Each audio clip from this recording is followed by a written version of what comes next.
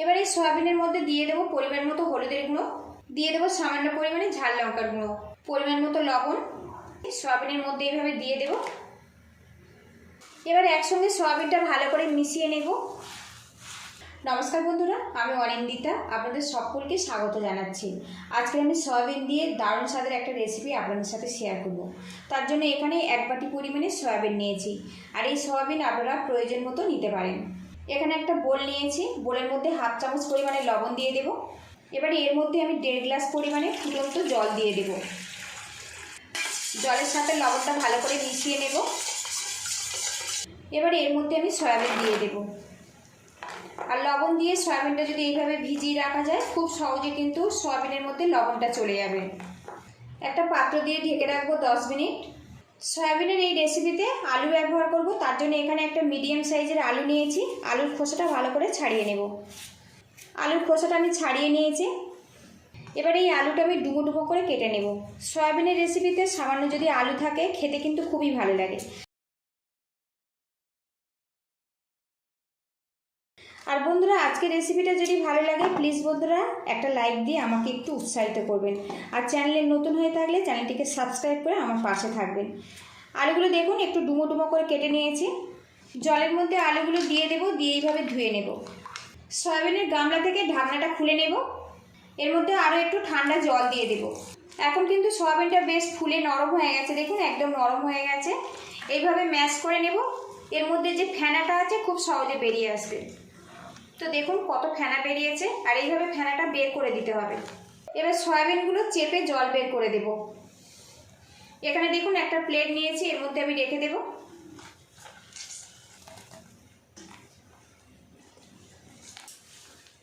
এবার এই সয়াবিনের মধ্যে দিয়ে দেবো পরিমাণ মতো হলুদের গুঁড়ো, দিয়ে দেবো সামান্য পরিমাণে ঝাল লঙ্কার গুঁড়ো, পরিমাণ মতো লবণ।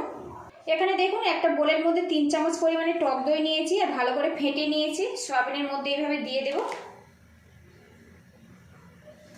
এবার একসঙ্গে সয়াবিনটা ভালো করে মিশিয়ে নেব। এদিকে দেখুন সয়াবিনটা কিন্তু মশলার সাথে বেশ করে মিশিয়ে নিয়েছি। এবার এটা আমি সাইড করে দেব। এখানে একটা কড়া গরম করে নিয়েছি, কড়ার মধ্যে 1/2 চামচ পরিমাণে সরিষার তেল দিয়ে দেব। আর বন্ধুরা, আজকে রান্নাটা আমি সরিষার তেল দিয়ে বানাবো। তেলটা ভালো মতো গরম হয়ে গেছে।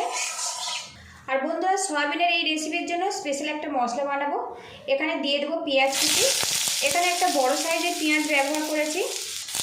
দিয়ে দেবো রসুন, দিয়ে দেবো কয়েক টুকরো আদা। এবার এর মধ্যে দিয়ে দেবো মিডিয়াম সাইজের একটা টমেটো। এগুলো হালকাভাবে নাড়াচাড়া করে ভেজে নেব। বেশ কিছুক্ষণ নাড়াচাড়া করেছি, আর এখন দেখুন হালকা হালকা কালার চলে এসছে। এবারে এর মধ্যে কিছুটা গোটা মশলা ব্যবহার করব। এখানে দেখুন 2টো শুকনো লঙ্কা নিয়েছি, একটা কাঁচা লঙ্কা নিয়েছি। এখানে 1 টুকরো করে গোটা গরম মশলা রেখেছি। এখানে সামান্য পরিমাণে গোটা মৌরি রেখেছি, 1/2 চামচ পরিমাণে গোটা জিরে, আর এখানে 1/2 চামচ পরিমাণে গোটা ধনে রেখেছি। সবগুলো এর মধ্যে আমি দিয়ে দিলাম। আবারও নাড়াচাড়া করে ভাজা ভাজা করে নেব। আর বন্ধুরা, এইভাবে মশলা বানিয়ে সয়াবিনের এই রেসিপিটা বানালে খেতে কিন্তু অসাধারণ হয়। মশলার কাঁচা গন্ধটা চলে গেছে, আর এখন কিন্তু খুব সুন্দর একটা গন্ধ বেরিয়ে আসছে। এবার এই মশলাটা আমি তুলে নেব। এবার এর মধ্যে দিয়ে দেবো সরিষার তেল। এখানে আমি 2 চামচ পরিমাণে তেল ব্যবহার করলাম। এবার এই তেলের মধ্যে কাটা আলুগুলো দিয়ে দেব, দিয়ে একটু ভাজা ভাজা করে নেব।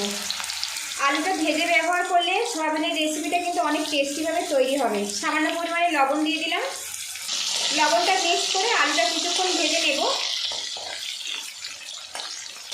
আলুটা কিছুক্ষণ নাড়াচাড়া করে ভেজে নিয়েছি। সামান্য পরিমাণে হলুদ দিয়ে দেব, আরও কিছুক্ষণ ফ্রাই করে নেব। মিক্সিং জার নিয়েছি, আর এখানে যে মশলাটা আমি ভেজে রেখেছি ঠান্ডা হয়ে গেছে, মিক্সিং জারের মধ্যে দিয়ে দেব।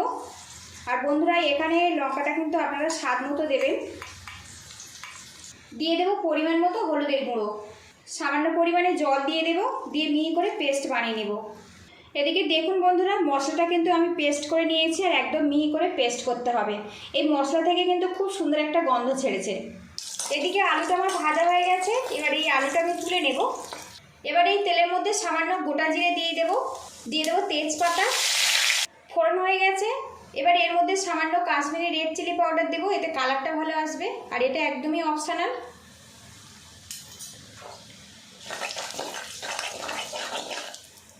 এবার যে মশলাটা আমি পেস্ট করেছি এর মধ্যে আমি দিয়ে দেবো। মশলাটা কিছুক্ষণ নাড়াচাড়া করে নেব। এই মশলাটা আগে থেকে যেহেতু ভাজা আছে সেই জন্য খুব বেশি কিন্তু সময় লাগবে না কষতে। এখানে আমি সব মশলা ব্যবহার করেছি, সেই জন্য এক্সট্রা করে আর কোনো রকম মশলা ব্যবহার করতে হবে না। এর মধ্যে সামান্য পরিমাণে চিনি দিয়ে দেব। মশলাটা ভালো করে আমি কষিয়ে নিয়েছি। এবার এর মধ্যে ভেজে রাখা আলুটা দিয়ে দেব দই মাখানো সয়াবিন। মশলার সাথে কিছুক্ষণ কষিয়ে নেব।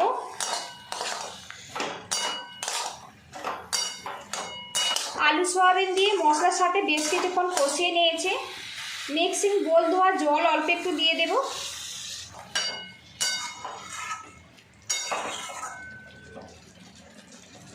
একটা পাত্র দিয়ে ঢেকে রাখবো কিছুক্ষণের জন্য, এতে আলু সয়াবিনটা কিন্তু খুব সুন্দরভাবে কষে যাবে।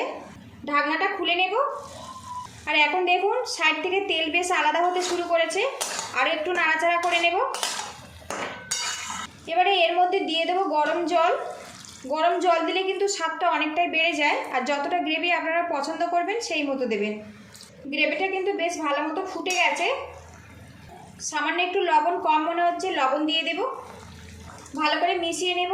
আর বন্ধুরা, আজকের সয়াবিনের রেসিপিটা যদি ভালো লাগে তো বাড়িতে একবার এইভাবে ট্রাই করে দেখতে পারেন। বাড়িতে বানালে অবশ্যই কিন্তু কমেন্ট বক্সে জানাবেন।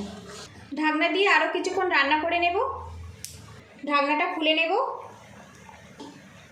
আর এখন দেখুন বন্ধুরা, গ্রেভিটা কিন্তু বেশ ঘন হয়ে গেছে। আর এইরকম একটু ঝোল ঝোল রাখবো, ভাত রুটি পরোটা দিয়ে খেতে কিন্তু ভালো লাগবে। আলুটা কিন্তু বেশ ভালো মতো সিদ্ধ হয়ে দেখুন গাটাও ভেঙে গেছে। এবারে এর মধ্যে যে তেজপাতাগুলো আছে ফেলে দেব। সবশেষে হাফ চামচ পরিমাণে ঘি দিয়ে দেব। আর বন্ধুরা, এইভাবে মশলা ভেজে সয়াবিন রান্না করলে কিন্তু কষা মাংসের মতো স্বাদ চলে আসে। এখন কালারটা দেখুন বন্ধুরা কি সুন্দরভাবে রেডি হয়েছে। গ্যাস লিডটা আমি বন্ধ করে দিয়েছি। একটা পাত্র দিয়ে ঢেকে রাখবো 10 মিনিট, তারপরে আপনাদের সঙ্গে দেখা করছি। সয়াবিনের রেসিপিটা কিন্তু বন্ধুরা আমার পুরোপুরি কমপ্লিট হয়ে গেছে, আর এটা গরম ভাতের সাথে পরিবেশন করব। আজকের রেসিপিটা যদি ভালো লাগে তো এইভাবে ট্রাই করতে পারেন। পুরো ভিডিওটি সঙ্গে থাকার জন্য অসংখ্য ধন্যবাদ। ভালো থাকবেন, সুস্থ থাকবেন, দেখা হবে নেক্সট ভিডিওতে। তো বন্ধুরা, লুকিংটা দেখুন এতটাই টেস্টি বন্ধুরা, একবার না বানিয়ে খেলে কিন্তু এর স্বাদ পাবেন না।